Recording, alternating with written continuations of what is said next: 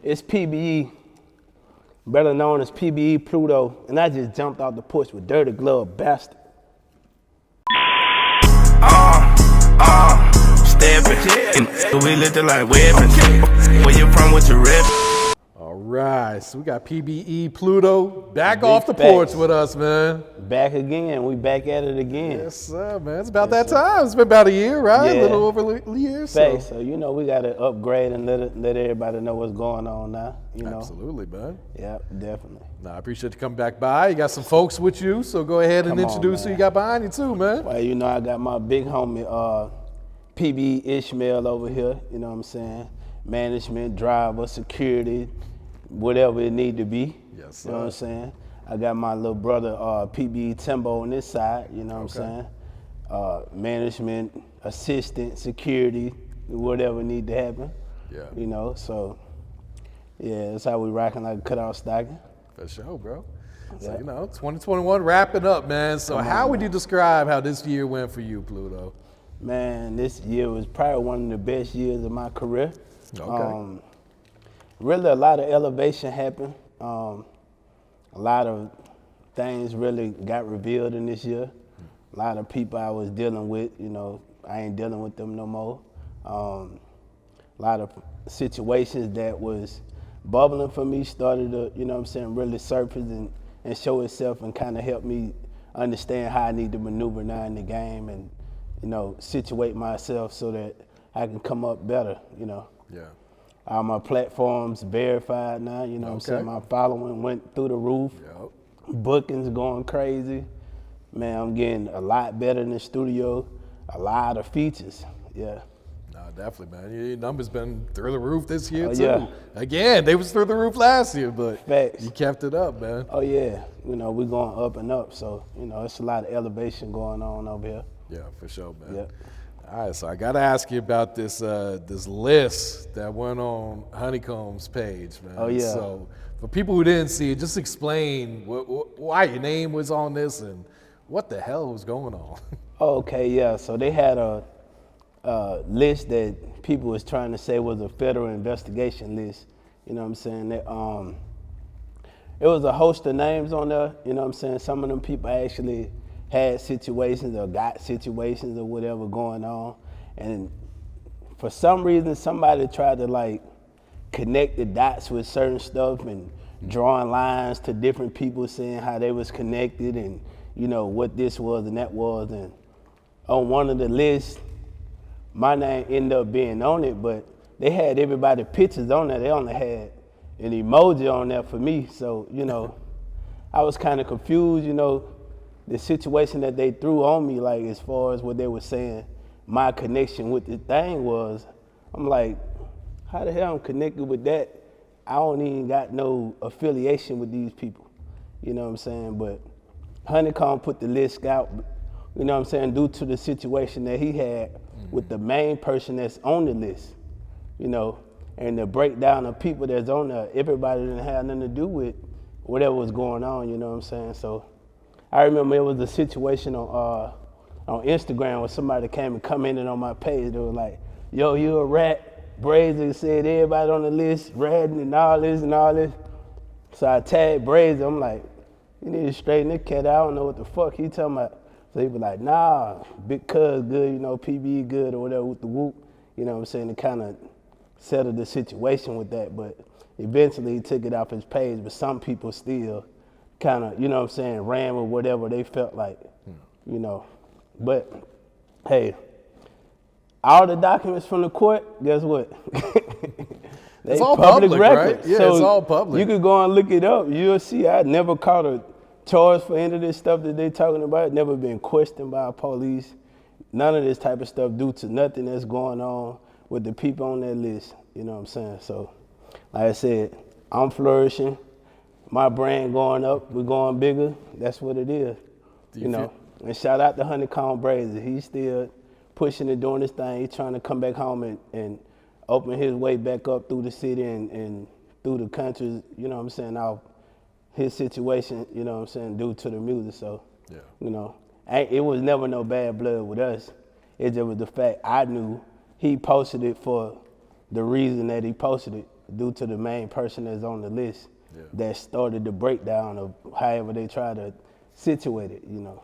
Do you feel like someone was trying to slander your name by putting you on there then? Man, of course. Look, this big PBE, of course they want me to be involved with something crazy. They can't figure out how I'm moving like this independently. So of course they're gonna try to throw me in some other type of plays, you know, that I ain't involved in. Yeah, I feel that, man. You know, the Mobile music scene been on fire, man. It was on fire last year. Now it's even bigger, man. We setting whole buildings on fire now. See, back then we were just setting, you know what I'm saying, little trash cans and stuff. Now we got the building on fire. We lit. Yeah. But you know, it's still some issues going on in the city. You know what I'm saying, as far as how we rocking. But hey, when it comes to what's going on, we really popping out. Like right now, we got like 10, 11 artists that's popping off right now. They got major situation, and shit, maybe 20, 30 that's on the rise. You know, so we really showing the industry and what we got going on. The only problem I see that we ain't really been working together how other cities and states really work together. Like I don't see a lot of artists from the city like doing records together and, you know what I'm saying, bringing each other up. They kind of get on through somebody else and then they just stay moving in that motion. They ain't, you know what I'm saying, reaching back, grabbing artists that's grinding. Yeah. You know, so I'm that independent artist that's trying to situate those type of situations and put people in perspective that's grinding and making stuff happen. So, you know, I'm on the road moving around trying to create a platform so that we could build our situation up, just like Atlanta got how they put, you know what I'm saying, so many people in the game through everybody that get in. And, you know what I'm saying, it's a lot of people that been in the game that's responsible for people that's relevant right now. You know what I'm saying? And they probably sitting back, but at the same time, they still putting people in. You know, we got to get that same formula down. So right now we got 10 in the game. One is actually a big time writer. You know what I'm saying? He wrote, he got a dude, LeVon Gray. He wrote for, what the guy name? It was like one of the top country music singers, you know. Oh, really? Yeah. Jeez. So I can't even think of the guy name that who record, but I think it's called One Mississippi or something like that. Okay. You know what I'm saying? The people could go check it out, but yeah, he moving around making his way.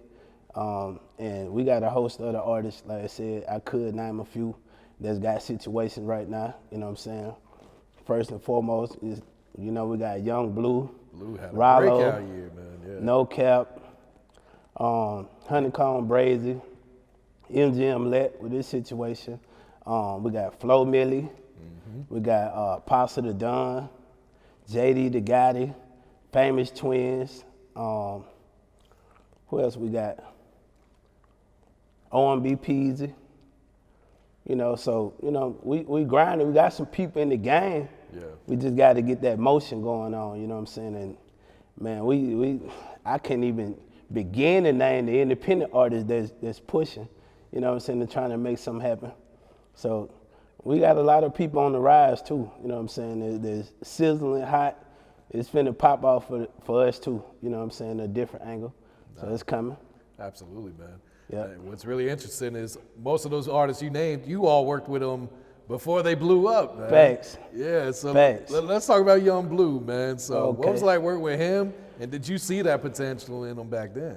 Oh, yeah, you know what I'm saying? Bleu been a real songwriter, like, even back at a young age, you know what I'm saying? He used to be at my house recording and stuff like that. He used to come around, you know, with my brother, Kid Kimby. Everything was a good little network. And I remember when he was kind of just taking off with the Go Ahead record before he really got the situation with Boosie. Yeah. He had did a show at my club. I had a club back then called Club Infinity. Let him do something, let him rock out. Like, and when he came in and really just took control of the crowd how he did, I knew he had the potential. You know what I'm saying? And we were networking. I remember when I first moved to Atlanta, and he helped me move. They drove the U-Haul up while I was, you know what I'm saying, situating some things. And we just were talking about, you know, how he was trying to maneuver and things he was trying to do to get himself in a better situation, and he actually executed what he needed to execute to get where he needed to go. So, you know what I'm saying, I commend him. He grinding, he pushing, you know what I'm saying. It's up. Oh, yeah. And he proved a lot of people wrong. A lot of people, you know what I'm saying. They seen it, but they couldn't believe it because we come from a market where people don't really get all the way there. You know what I'm saying? It's a lot of people that we thought was going to get there that really just didn't make it. And it was really because, you know, the transition between the street promo and the internet, you know what I'm saying? The internet just took over. And a lot of them cats didn't really want to, you know what I'm saying, get internet savvy at the time. I just pushed with that after they were so close to bubbling and popping right then, you know what I'm saying, out the street situation. Yeah. You know, so we ain't come from that market where you seen such and such land on your couch and then 3 months later they future, you know what I'm saying? Nah, for real. Yeah, so here you see that more often. But now we starting to see more people getting in the door, so I see the gravitation towards people starting to change a little bit, like people starting to believe a little bit more, like, okay, Rylo did it, NoCap did it, Bleu did it, Honeykomb got in, yeah, okay, PBE probably gonna, let's jump on. You know what I'm saying? So some people latching on and starting to kind of loosen up, because back, man, Mobile's a hard market, you know what I'm saying? It's hard for them to really just understand what's going on until it's going on, if that really makes sense, you know what I'm saying? And you were moving around with NoCap, right? Oh, yeah, back in the days, well, I ain't gonna say back in the days. Well, back in the days, I used to be on this little TV show called the Jazzy Red Show, and he used to be coming on there.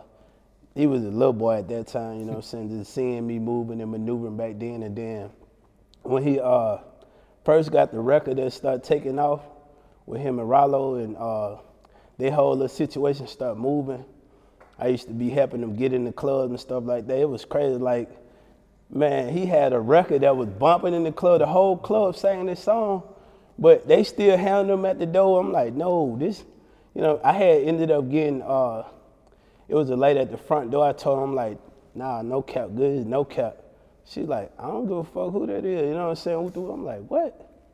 5 minutes later, I'm like, she got a problem, you feel me? And she was fired right then on the spot. Oh, shit. Yeah, like, nah, I said he good, you feel me? But it wasn't at my club.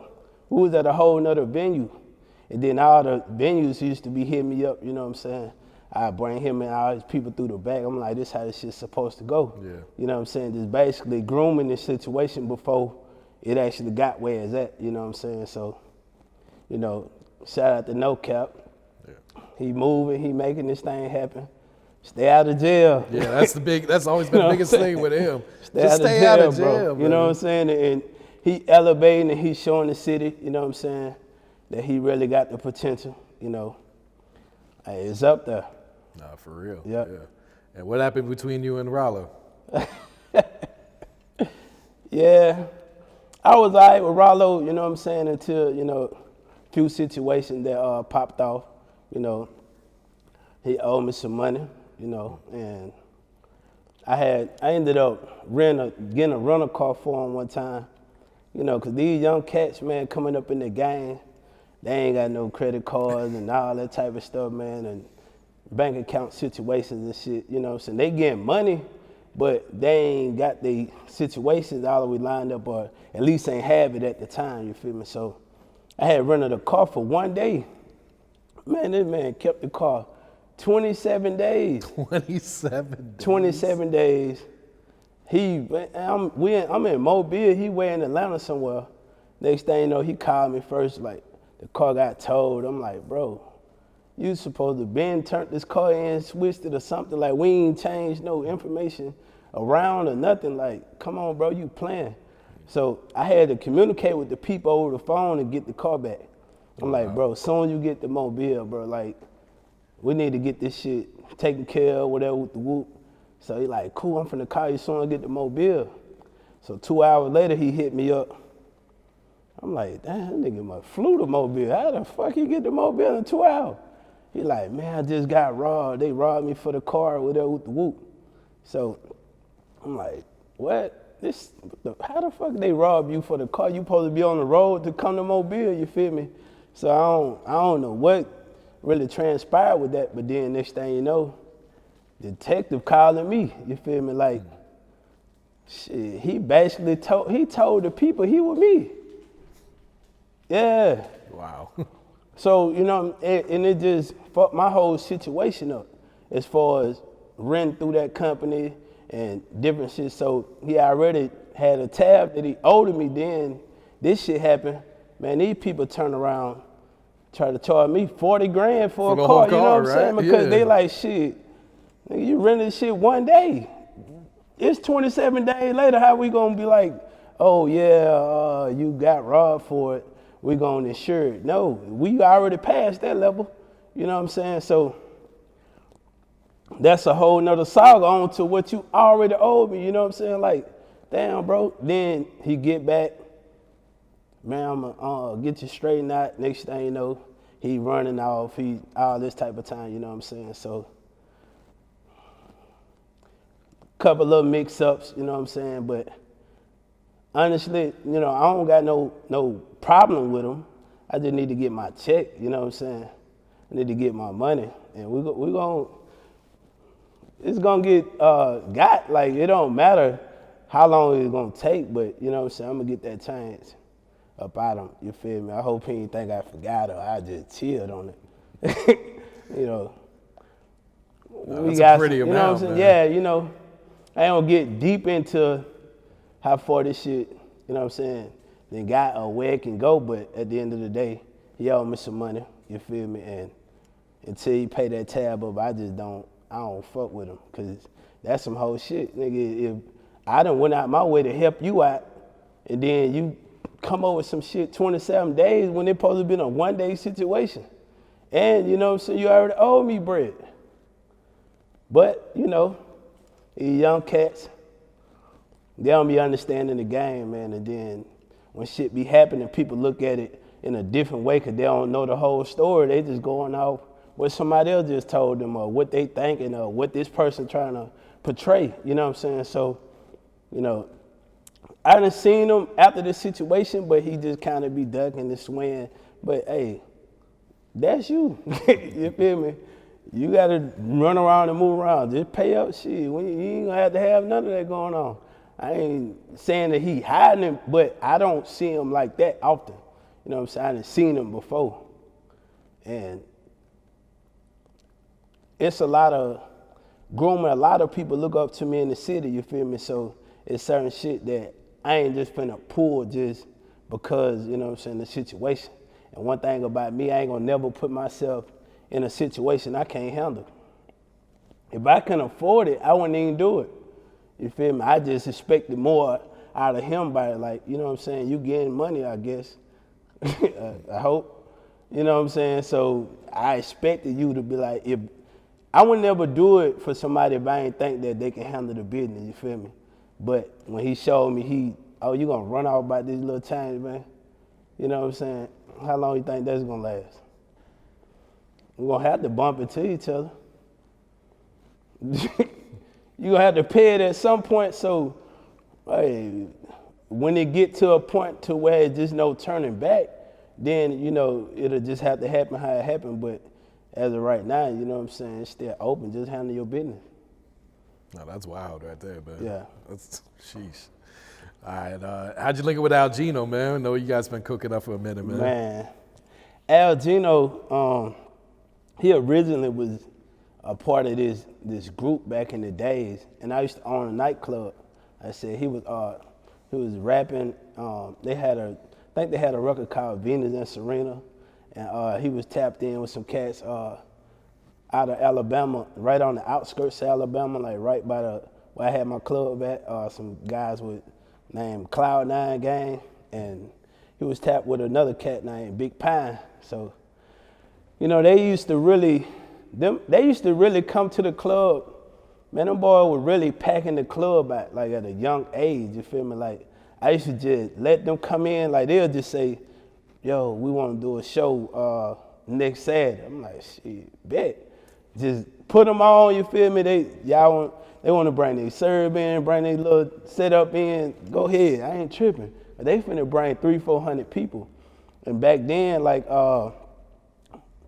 we ain't never really just were big on gang banging, but like, it used to be like neighborhood type shit, you feel me?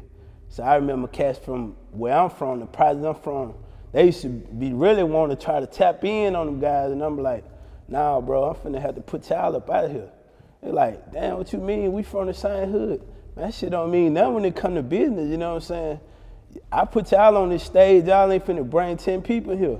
These folks got 300 people here jumping around, singing their music word for word, you know what I'm saying? And this probably 10 plus years ago, you know? Wow. And this before I even knew he was a producer.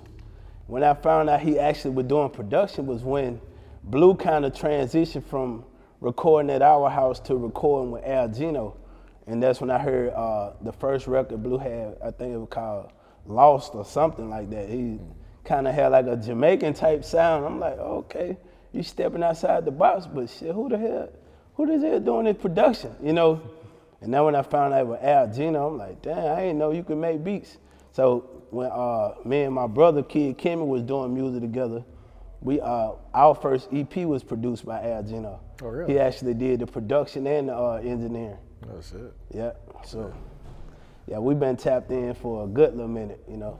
Yeah. Right as soon as he got out of high school. It's like a small city, man. Yeah, like, man. you gonna see everyone on their way up. Man. Right, but you know, some people don't be tapped in, though. I'm the type of person, I'm going to tap in. Like, I don't feel like I'm bigger than the next man. Like, I can be having 200 million things going on. I'm going to still be at the local rap show. I'm going to still be at the smallest artist that's trying to get off the ground. I'm going to be right there talking to them personally. They can hit me up. I'm going to send them my phone number. Yo, what you need, bro? How you trying to move with this? You know what I'm saying? So I'm the type of person going to go and take the initiative to tap in. If it's 6 events going on in the city in one day and I'm in the city that day, I could have just flew in from Vegas, just did a show in New York, wherever. I'm going to go to all 6 events in that one night. No matter who the big guy and who the small guy, I'm going to go to tap into every event. And that's the difference between me and a lot of people. Like, they get on their high horse, nah, I ain't going, bro. Like, they got to pay me to come in. Nah, man, I'm finna go in and support. You know, it don't matter what I'm getting paid outside. I want my market to be on top. I want our city to be the big A too. You know what I'm saying? Like, it's time for us to come up and rise. But the only way we're gonna come up is when we come together, you know. But it takes somebody to make the initiative and show people. So back in the days, I used to be trying to figure out like why certain people ain't think like I thought, but then I understand now, like, some of them are just rappers. They just know how to get high and make a good song. You know what I'm saying? Get drunk or whatever they do and get in the studio and create. They're not a businessman. It's like telling a DJ, bro, you bringing 5,000 people here. Why you won't just open your own club? And then they go and try to open a club, but they don't know the first thing about EIN number, LLC paperwork, tax papers, and all this different documentation that you got to get, and how you got to register this, and how to run a staff, and how, like, it's a whole nother ball game than you just spinning records and telling people you're gonna be there, and people coming out to support your brand. You know what I'm saying? So I had to understand that aspect of it. Like, I'm a businessman. Like, rapping is just one of my businesses. You know what I'm saying? Yeah. Of many. Like, if you pay attention to the gear, you know what I'm saying, and these logos we all got on, you know, it's my clothing brand. I actually own a factory over in Pakistan. Like, I manufacture my own clothing. I don't wear nothing but my own brand. From the socks to the drawers to everything, you know what I'm saying? Even I got cross-culture jewelry, you know what I'm saying? Like, we rocking like cut-out stocking. But, you know, that's just one of my business interests also. Yeah. You know. I dig that, man. And you and Peezy, you guys are from the same project, man, right? Definitely. Me and OMB Peezy, his folks grew up right directly across the street from me. Oh, wow. You know what I'm saying? And although he moved away from the city at an early age, like around about 12, I think he moved to Cali. And they moved to Cali, and he kind of made his way through Cali and got in a good little situation with certain people that got him in a situation where he got tapped in with E40. E40 got him in the door with the industry, and you know the rest is history. But me and Peezy, you know what I'm saying, we from the same hood, we came from the same struggle, you know, same exact projects, and he got his way, he made his way, and you know, I love to see his brand and love to see him pushing and grinding, you know. Yeah, I'm sure that was big for the hood too. Oh yeah, man. definitely. Yeah. And that really just showed the hood a lot, like, you know, you can actually get somewhere. Even though I'm maneuvering, the fact that I still be there, some people don't really see me on the level that I'm really on, because like I say, I go tap in at the lowest situation, you know what I'm saying? Be right at the whatever spot it is, but I just came out the plane. You know what I'm saying? I just flew from Vegas. I just flew from New York, just came from Miami, just came from this city, that state. Man, they'll think I've been there the whole time, but then look at my Instagram like, damn, how the fuck, how you was at this? You know what I'm saying? Yeah, they were earlier today. You feel me? I just flew back. Or this was last night, you know, whatever situation. So I try to just stay abreast of everything, because I know we all on the rise, and it's just up. Yeah, for sure, man. So talk about the inspiration on this new single, man, Steppin. Man, listen, Steppin. Nigga, we lethal like weapons. Fuck where you from, what you reppin'. You really want flex, then flex then. We come with them drums of the F pen. Your bitch all on me, can't help it. Diamond sound on my right and my left hand. Whipping it up like I'm chefing. Steppin', you know what I'm saying? That's just the preview before the real movie even gets started. But Steppin', honestly, it's a single spinning off the EP that I released last year. Okay. Past to the Future. And this record was already, like I went through the Coalition DJs of Atlanta. I'm tapped in with Coalition DJs Alabama. A lot of different DJ coalitions, but Coalition DJs of Atlanta in particular, when I did the New Music Mondays, I did my Soak Up the Drip record, which was the last single I was pushing. I did Steppin', and I did another record. Well, Steppin' was the record that they actually chose. Like, every DJ chose Steppin'. But at the time, the pandemic was surfacing and the corona situation was going, and you know, everybody was social distancing a lot more than what they're doing now. You know, and people were scared to come outside. A lot of stuff was slowed down and shut down. So I felt like that record was already gonna be bigger. And I didn't want to just put it out there at the time, because I'm like, you know what? Ain't no telling how long this pandemic thing gonna last. I feel like this is gonna be a big record. And then everywhere I would go and perform, because I was the artist that, shit, y'all such and such don't wanna come, shit, I come. I'm gonna pop up. Like, I took advantage of the pandemic, you know, during that time frame. Like, I'm going city to city, state to state. Like, y'all got 1,000 people, y'all got 100 people, y'all got 50 people, whatever. Like, I'm coming, I'm doing my records, and I'm going in right then, you feel me? So that created a lot of relationships, helped my following go up even more, and a lot of more motion with my situation. Yeah. But every time I would perform Steppin', that would be the record that they just gravitated to the most. Like, as soon as I perform it, like, dang it, by the time the second hook come on, they already singing it, you feel me?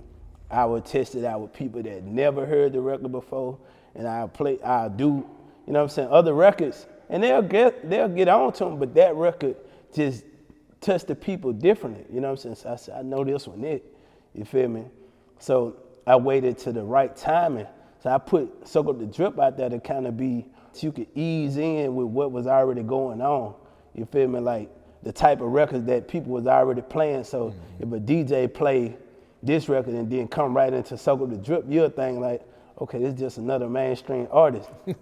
But see, Steppin' come on so different, like, it gonna hit the people like, man, everywhere they play it, it's just like, it have people just looking and start moving instantly, you know what I'm saying? The beat grab you, and then when the hook come on, people just go with it. So I ain't want to just push that record yet, so now I'm getting around to finally pushing it. So I said Circle the Drip, it did BET Jam, MTV, Music Choice, Revolt TV, Shade 45, you know, radio campaigns across the country.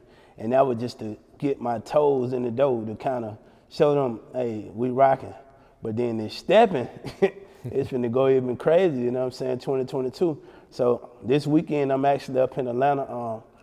I got a show tomorrow night with Slime Like Shawty. Okay. And Sunday, I'm actually shooting the Steppin video right here in Atlanta. There you go. And going to get that rocking so I can go ahead and get that released for the top of the year, you know.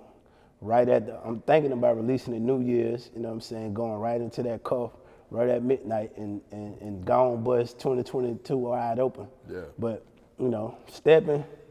It's a big record, man. Yeah, exactly. For sure. So we tapped in, it's trying to make something happen. Yeah. And you and Mattazik got an EP on the way? Oh man, definitely. Matt hit me up, you know, a couple months ago, and he just seen how I was moving and working and shaking, man, and he just hit me up out the blue.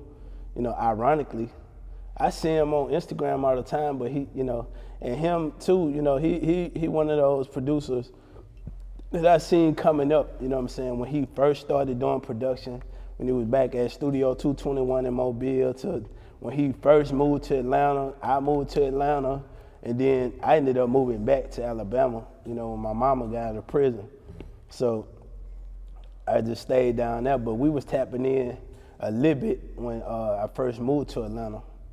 And he actually, like I said, hit me up and, you know, and wanted to make some production with me. I said, shit, you know, let's make something happen. Hey, send me something, I'll whip it up. Shit, I did the whole EP probably in 2 weeks, and this actually, with me being on the road 4-5 days out the week at the same time, like, my process just became so much easier from doing so many features in so many cities to the point where I don't even write. I just go in the studio and just create when I'm in the booth. Like, have the beat on, I go in the booth, and I don't come out until the song finish. Every time, like, every record that I've been doing lately, been done that same process, you know. I don't think about what I'm gonna say. I don't think about nothing until I get to the studio. Even when I do features now, like, I don't wanna hear your record until I got the payment, cause I don't wanna think of nothing. Like, I wanna get in there, hear it right then, and whatever come out right then, like, I want you to get my feeling right now. You feel me? Cause you might send it to me, I might have a bad day this day. You feel me? And I'm just trying to create this. But if you send me the record, or I'm in the studio with you right then, like, I want to get that vibe right there and have that vibe for your record, you know. So it's been really working out for me pretty good. So we did a 6-song EP called Pluto-tastic. I was gonna drop it in November, then I was gonna drop it in December. But then I was like, I'm kind of backed up, cause I was supposed to been did the Steppin video, but I was trying to find the right videographer and to execute what I needed to execute in the video, you know what I'm saying? Cause like, I feel like this is gonna be a big record. I wanna make sure it's right. Like, I ain't trying to just go with local Joe, you feel me? Yeah. Like, I needed a real production company to do this, and I found a real production company and, you know, just spent what they wanted to make it happen. So we about to put it together, and by the grace of God, it's gonna turn out how I envision it in my head. Yeah. You know, and me taking that time and procrastinating to get it right, hopefully that'll, you know, be them panned out for the good of my situation. Yeah. You know. So Pluto-tastic will be coming out at some point in 2022. Yeah. I just don't know exactly when. That might be what I do to transition. I also just did a record too the other day called Nardo Wick. Okay, yeah, you sent me that. Yeah, so that's gonna be like a quick release record, something just for content. I'm releasing it on Christmas, just giving my fans something, you feel me? And shout out to Nardo Wick too. You know, I like his brand, I like his movement. I got really inspired by how he was moving, and I got watched one of his interviews where he was saying, you know, he told his teacher he was gonna be rich, and his teacher was like, I'm gonna be something or something, you know what I'm saying, something sarcastic. And, you know, I just seen a lot of me in that, you know what I'm saying? Like, when people used to ask me how I was gonna do this and do that, and I just told them it was gonna happen, and they didn't believe it, they laughed, they did all type of stuff, but now these same people bro, when you gonna take me on the road with you? Man, you know I've been supporting you, bro. You know I've been on the team. I've been this. Man, you need to get, I'm trying to take you the fuck out of my damn face somewhere. Like, I ain't got time to be wasting energy with you. You ain't believing this shit, but I don't go into all that. I just laugh and be like, yeah, you know, we're gonna get up and get on out their way, you feel me? So I ain't trying to create enemies, but at the same time, you know, some people think that I forgot. I don't know. You feel me? You know how it go when you doing, some people just come in with the motion right now, like, yo, I used to live next door to y'all when you was 12, shit. I'm your boy. I mean, I ain't seen you since I was 12. Like, I don't even remember you. What the fuck are you talking about? Like, nah, you can't just jump in because you see the movement going. Mm-hmm. You gotta goddamn do something to help the motion, and then we'll see what we can get you to fit in. You don't just get in because you know me. Real you know? Yeah, so. Yeah, everyone wants to attach to that success when they Facts. see it, man. Facts. Yeah, it's weird how that shit is, man. What's your relationship like with the Famous Twins, and also your connection with the dad too?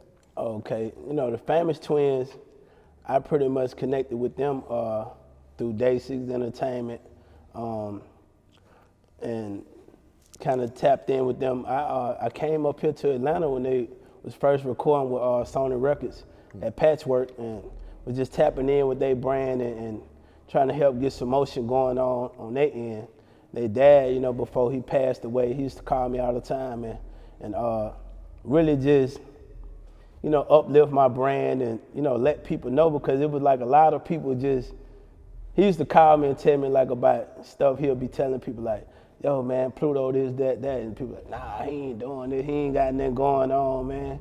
And he like, y'all fucking crazy, like this dude, y'all must be under a rock, you know what I'm saying? So with them being negative towards the stuff that he knew what was going, yeah, it made him tap into me even more. And then, you know, he used to call me and want me to help out with the Famous Twins and, you know, help them get some shows and network with them. But, you know, unfortunately, you know, he passed, and, you know, they kind of moving around doing their thing. I ain't really been just associated too much with them, you know, pretty much since that situation, because that was just my link in with them for us with their daddy. Yeah. And, you know, we still cool, you know, we dap up and hug when I see them. We did a show together actually in Jackson, Mississippi. It was me, OMB Peezy, and the Famous Twins. And oh, that's dope. Yeah, and we tapped in basically like a Mobile takeover during the Jackson State University homecoming week, okay. I think. Yeah. I know that was turned up. Yeah, it was turned up that weekend. So, and there was a lot of crazy stuff going on too. So, you know, when there's a lot of people in one town, you know, there's a lot of situations in a small town like that, you know. Yeah. So, yeah, we really tapped in, like I said, and I still, whenever I see them, you know, I associate them and dap them up, hug them, whatever with the whoop. But, you know, they pretty much got their own thing going on and their own little motion, how they move, you feel me? They move the way they move, you know what I'm saying? So, you know, I let them do their thing, and I do me, but, you know, I'm still tapped in with them whenever we see each other. I got you, bro. Yeah. So 2022, right around the corner, Pluto. What's some of your plans? What's some of your goals for this new year, bro? Man, to just go up, you know what I'm saying? I got a lot of records in the works. I got EPs that I'm working on with different producers. We just trying to make everything come in full circle. Like, I feel like we just set up all the dominoes in 2021, and it's just time to just press the button and go ahead and push everything the way it need to go, so that we can capitalize and take our stance in the game, you know, for the world to know what's going on.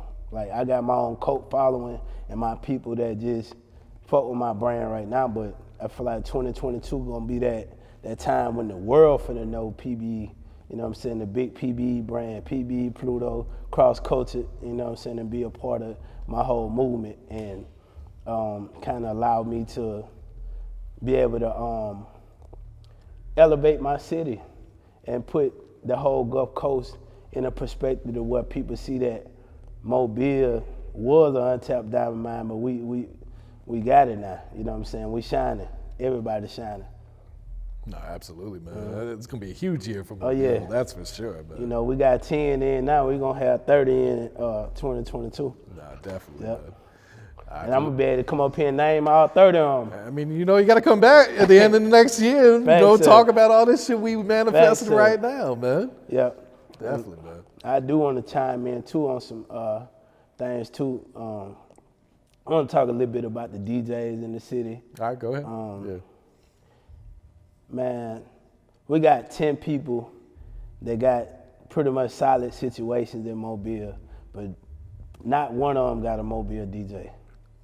And I don't think the DJs in the city really see that that's a real problem. You know what I'm saying? Like, when I see Atlanta artists coming to Mobile, they got an Atlanta DJ. You know what I'm saying? Or they got somebody that's then grew up around them that was in Atlanta at some point that came up off their brand, you feel me? So the DJ's theory in Mobile, mainly from what I've been hearing, is let the people build you up and then we'll get in. And y'all did that for 10 different people, and nobody who want you to jump on a brand after they already did all the work. You know what I'm saying? I heard DJs, if the BPM too slow, we can't play it, or we can't play it at the peak of the night, we could play it at the beginning of the night. Yeah, when the bartender wiping the bar down and the security moving the chairs around, like, bro, I might really just ride past the club and just blast my music out loud because we're going to fall on the same amount of ears, you know what I'm saying? They don't understand, like, you got to be an artist, you know what I'm saying? You the dictator. You the person that these folks are going to listen to. Like, they think that when they play the record 1 or 2 times, the crowd is supposed to go crazy. Like, they don't do that shit for mainstream artists. They probably 10 songs you play out of the whole night that the whole crowd gonna go crazy. 90% of the time, motherfuckers just standing around looking at each other.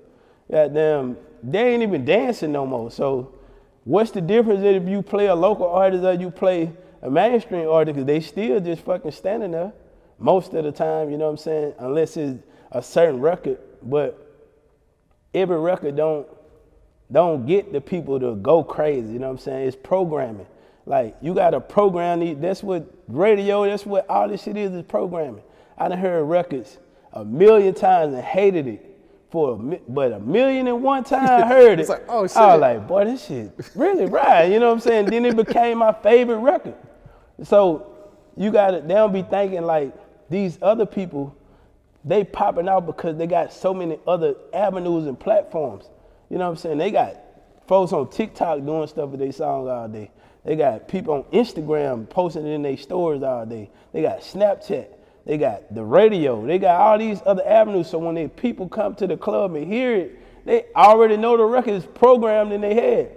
But it's a local artist, it's not the same no more. Like, you can't walk around with CDs like, yo, bro, listen to my music. Nigga be like, bro, I don't even have a CD player. Like, nigga, you know what I'm saying? Like, it's not the same. So you got to get, their biggest outlet is the DJ. You know what I'm saying? But when you telling them, go do the work to get the people. Okay, how I supposed to get the people? You got the people. Play the record. You get paid to play records. You know what I'm saying? And we trying to elevate. So you got to think about people like DJ Esco, who got fired 3 times, you know what I'm saying, for playing Future records. And despite what the club owner said, despite what whoever said, he believed in this artist, you know what I'm saying? And guess what? He's a multi-million-dollar DJ now because he believed in that artist. He jumped behind his brand before he blew. Before I ever met Future, I met Esco. Esco came to my club. I ain't know him from a can of spit. I ain't know who Future was. Man tried to give me the book Future for $1,500. And I was like, bruh, I don't know who this guy is, you feel me? He let me hear the music. Honestly, at that time, I wasn't a fan of it. I was like, what is this? Like, I don't know. It was so different than what was out at the time. I don't even know what he's talking about. Like, yeah, it was so different. I'm like, nah, I don't know. They're going to go for that. But then one of my partners ended up booking him because he was opening up a club probably 20, 30 miles away from mine. You know, so he booked him. He took the gamble with it. $1,500. They sent down a bunch of CDs, and this was at maybe 2010, the end of 2010 going into 2011. So before Dirty Sprite dropped. Yeah. So I think it was like right in 2011. He gave them, they had CDs, they passed them out, but it was his grand opening at the same time. So, it just kind of coincided how it happened.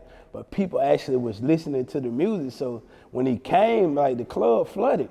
They sang his music word for word, you know what I'm saying? And the rest was history. I know probably 6 to 8 months later, bro. Yeah, racks he wanted 10,000. Racks on racks, he through the roof. He up, like you said, he won 10,000 a show. He the hottest thing popping, and I'm looking like, damn, I had the perfect opportunity to be really tapped in. But me and Esco was cool for a good little minute after that, you know what I'm saying? I ended up bumping into him a couple years ago when I had a show out in Orlando. And I walked up and, my image had changed because back then I was fresh out the military, so I had the clean fade. But he was looking at me, I had the dreads, they weren't as long. And he like, damn, this dude look familiar. I was like, yeah, Pluto. He like, for Mobile? You know what I'm saying? So he told the security, no, let him come. You feel me? Like, he gave me his number, like, bro, where you been at? I'm like, I let the club stuff go. I'm just like full-fledged with the artist. You know what I'm saying? Doing my thing as an artist now. So like, damn, that's crazy. And at that time, me and my brother was a group. We was moving as a group, but 2020, we just kind of parted ways, and he doing his own thing, and I started doing my own thing as a solo artist, and things just really started expanding even more. Yeah. For my brand. Definitely, man. All right, Pluto, you got shout outs before we wrap it up here, man? Man, shout out to everybody that's grinding. Shout out to the whole city of Mobile, Alabama. Shout out to all the artists in the game that's pushing and making it happen, and everybody that's doing the right thing. Shout out to Dirty Glove Bastard, you know what I'm saying? Shout out to all the people that's supporting the PBE brand, the PBE movement, and a part of the PBE team. My team, my brother, PBE Ishmael, PBE Timbo, you know what I'm saying, and all the folks that pushing. And shout out to my young niggas that's on the rise, you know what I'm saying, 4TF, young cats out of Mobile, Alabama, you know what I'm saying, they on the rise, they pushing, you feel me? So y'all be on the lookout for them guys too. So we up there, it's just a preview, the real move ain't even started yet. Steppin', we lookin' like weapons. Where you from, what you reppin'? You really want flex and flex.